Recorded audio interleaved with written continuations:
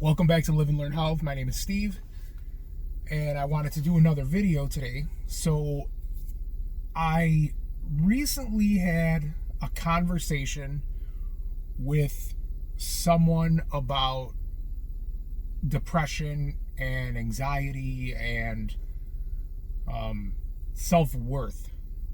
So, um, so there's a lot of different things here. This is a big topic because there's so many different angles that you can approach this from.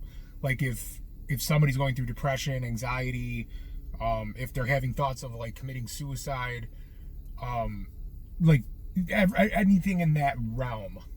Okay, so there's a lot of different ways to go about this. The first thing I always tell everybody is you should never hold anything to yourself. And when you're going to be outward with someone, if you're going to say something to somebody, you want to make sure you choose that person wisely. Okay? It should be somebody that you love, somebody you care about, somebody you truly respect, somebody you hold near and dear to your heart. Because you're giving them information that is extremely important in your life to you. So the first thing is that. You also want to make sure that you try your best to get some sort of therapist or therapy. Do your research, figure out who you want to see, whether that's going to be individual session, group session, maybe you don't feel comfortable going by yourself and you want to go with friends or family, make those arrangements and do what needs to be done. There's also a lot of other things too. So obviously my channel is more geared towards nutrition, and that is definitely something, even in my own life, that I can attest to, that helped me when I have had feelings of anxiety. There's a lot of research that says that part of the B complex, the B vitamins, does play a role in how you deal with anxiety in your life. There is some of that, and I'm not saying I don't misunderstand what I'm saying. I'm not saying, oh, if you take B vitamins you're never going to be anxious. That's just not the case. That's not true. Okay. I'm saying that it could be beneficial, right? And when we're talking about having those feelings of anxiety and depression, you really want to try to do all the little things that are going to add up to big results at the end, because a lot of the little things you can do are going to make a big difference. Okay, so B vitamins. Where can you get B vitamins? That would be research through food. One of the ones I personally do is nutritional yeast. It's sort of like a cheesy powder is the way I would describe it. And I take it with either fish oil or cod oil. And the only reason I do that is because the nutritional yeast is a water-soluble vitamin, and I mix it with the fish oil because that's fat-soluble. So you're mixing the fat and the water-soluble, so when you take them, they're more likely to penetrate the body. So I do that. One of the things you want to also be weary of is your caffeine consumption. Especially if you're drinking like Monster and Red Bull, you got to get off that. Get off that nonsense. It's garbage. Don't drink it. I don't care if it's sugar-free or regular. It's nonsense. If you need a pick-me-up, I do recommend coffee, but if you're one of those where caffeine can do a number on you, maybe you want to limit or even switch from coffee to green tea and black tea mixed. Now, the reason I'm saying green tea and black tea mixed, yes, they both do have caffeine in them, but black tea mixed with green tea gives you the energy jolt, but the black tea kind of like, the way I would describe it is it spreads it out.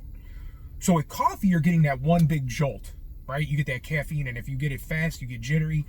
With green tea and black tea mixed, what I noticed is it's like a calming energy. It's really cool.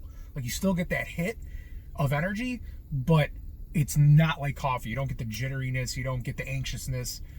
Never with tea have I gotten anxious. So that would definitely be something that would be on my radar if it was something that I was trying to pay attention to and trying to fix. Obviously, your diet, stay away from ultra-processed foods. I speak so much about that. Just stop with the ultra-processed foods. Now, the biggest, probably best thing you can do that is free is exercise. There's so much research out there that shows that exercising, it just has this wonderful effect on how your brain operates and how you start to the way your cells start to work in your brain and how your blood starts to flow through your body, and you go through this chemical change in your body as you exercise that just makes you feel better. It makes you feel a certain kind of way. There's also that like sense of accomplishment, like, wow, I did this really hard thing. So it's also that it hits you from that mental angle too. So there's a lot of different like mental things going on with exercise, but also physical too. So exercise is one of the biggest things. It could be as simple as walking. It could be as rigorous as going to the gym and lifting the gym out of the ground. I don't care what you do something. Because if you're sedentary and you're sitting at home all day and you're sitting on the couch, you're just going to be, you're going to wallow in your sorrow. You're going to bury yourself in your own thoughts, and you're going to make a bad situation worse. Okay? The best way to get your mind off of something is to go do anything but think about what you're thinking about. Literally anything. Like, you can go outside, walk mindlessly, look at trees, look at the sky, look at the grass, and you will immediately, as you're walking, just start thinking about other things. It is that simple. You don't even need to bring headphones with you. You don't have to bring your phone with you.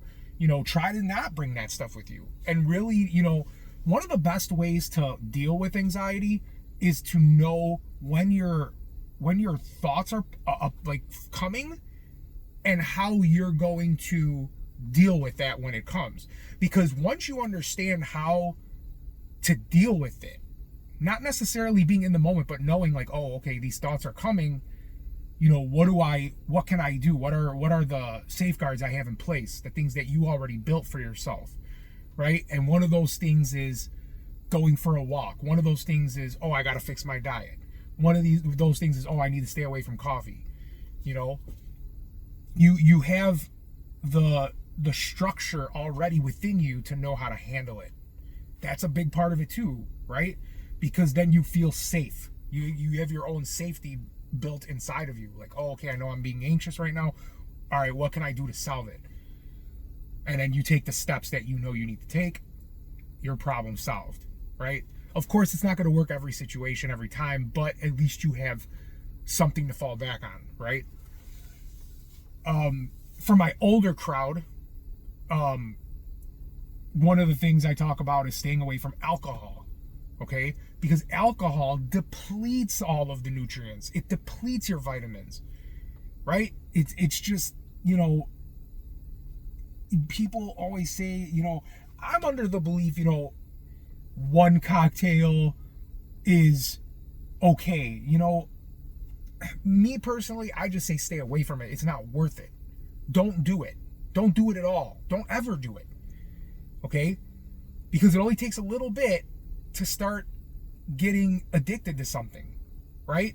And some people can't handle a little bit. They go, oh, I want more. Oh, I want more. Oh, I want more. Oh, I want more. And then it just spirals out of control. It's easier if you just stay away from it. Don't do it. Okay? If you know you have an addictive personality, don't do something. Don't give yourself that freedom. You tell yourself, listen, I know if I take a little bit of this, I'm going to want more. Whatever it is in your life. It doesn't have to be alcohol. It could be food. It could be coffee. It could be junk food. It could be anything. If you have an addictive personality, you need to know your own boundaries. You need to be your own police and say, listen, I know that I'm addicted to this. I need to stop. I can't do this. And I've had to tell myself that before too, right? When it comes to food, I've told you guys that so many times in these different videos. I used to be 350 pounds. I know what that food addiction is. I still battle that food addiction, and I will battle that food addiction the rest of my life. And I'm very well aware of that, right? But now I know in my head that I have safeguards in play on how to deal with that. I know, okay, I want food, I want to eat. What should I eat? Good foods. I should eat good whole foods, right? I know I should be eating vegetables. I know I should be eating fruit. I know I should be eating protein. And instead of just going out and binge eating, you make sure you surround yourself with what you need, not what you want. Okay? Yeah, everybody wants to go to McDonald's and Wendy's and White Castle and this and that and get the food, and it's easy, it's cheap. Well, it's not cheap. Not now, it's not cheap. But, you know, it's easy, it's fast, it's accessible. Oh, I'm driving, I'm working, I can't cook. And everybody always, I get that argument all the time. Oh, I'm so busy, I can't cook. If you have enough time to go through a drive-thru and pick up fast food, you have enough time to go to a grocery store, pick up the food, and go home and cook it. Don't give me that nonsense. Oh, I don't have time. Oh, the number one reason why people go get fast food, laziness. I don't care what anybody says. It is 100% pure laziness. Okay? In a pinch, once in every great while, fine. But if you're doing fast food multiple times a week, you're doing it wrong. And going back to the whole point of this video, fast food, which I guarantee you, if you go online and look up what the ingredients are in any fast food meals, you're going to find chemicals in that food that you can't even pronounce. And if you think for 1 second that the stuff in that food isn't causing your anxiety and your depression, I don't know what else to tell you. I honestly do not know what else to tell you, because those foods are destroying you from the inside out. And I'm not even just talking about depression.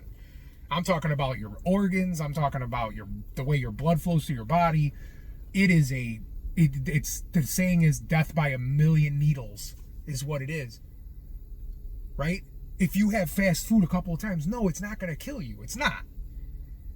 But if you keep doing it over and over and over and over, every day, weeks, months, years, all of a sudden you're 20, 30 years in your life, you're used to having fast food.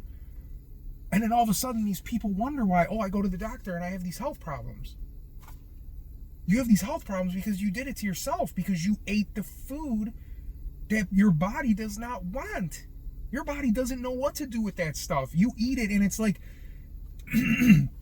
It would be like as if I traveled on an airplane and went to Japan right now and tried talking to somebody who spoke Japanese. I wouldn't understand it. When you eat those types of foods, that's exactly what's happening in your body. You're throwing stuff inside of you that your body goes, I don't know what this is. I'm just going to put it here, put it there, do this, do that. I don't know. You're literally sending information into your body with food. That's what it is. You're sending information. Vitamins A, B, C, D. You're eating information. And your body goes, oh, I need this. I need this for my heart. I need this for my lungs. I need this for my kidneys, my pancreas, my heart, my blood, my bones. Okay? So, I don't want this video to go over 20 minutes, but these are just some of the things, guys, for anxiety and depression. And, you know, I just was talking to people about this the other day, and it's a serious situation. You know, get the proper help you need.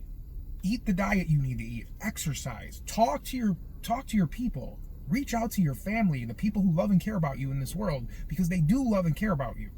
Don't think that you're alone in this world.